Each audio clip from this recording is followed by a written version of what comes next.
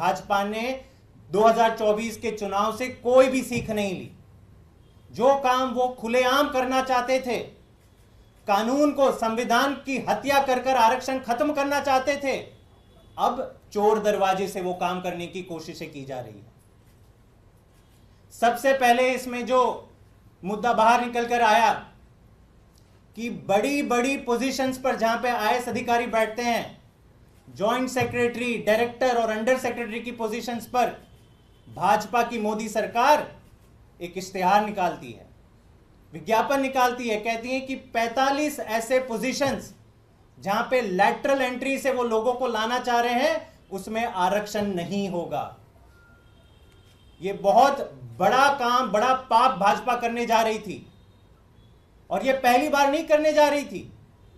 इससे पहले भी कुल 63 ऐसे लैटरल एंट्री पोजीशंस मोदी सरकार ने पिछले 10 सालों में, 2018 में इसकी शुरुआत हुई थी, 2018 से लेकर 2024 के बीच में 63 पोजीशंस लैटरल एंट्री के फिल गए हैं जहां पर आरक्षण है ही नहीं। और 2024 के चुनाव के बाद पहला जब इश्तेहार आता है तो पता चलता है कि आईएएस ऑफिसर की नियुक्ति में भी ये लोग आरक्षण खत्म करना चाहते हैं। आज मैं आप सबके सामने एक और बड़ा खुलासा करना चाहता हूं। अगर भाजपा या मोदी सरकार का कोई भी मंत्री ये कहता है कि नियम कानून हमें ये अलाउ करते हैं कि आरक्षण इन पोजीशंस पे नहीं दी जाए, तो ये सरासर झूठ बोल रहा है। मेरे हाथ में डीओपीटी, जो केंद्र सरकार के अंदर आता है, department of personal and training, उसका एक मेमोरेंडम है 21 नवंबर 2022। अब ये दिलचस्पी से सुनिए, सरकार का आधिकारिक मेमोरेंडम क्या कहता है। ये मेमोरेंडम किस संदर्भ में निकाला गया, सारी मिनिस्ट्रीज को एडवाइस किया गया, और ये था, सब्जेक्ट है reiteration of instructions relating to reservation in temporary appointments.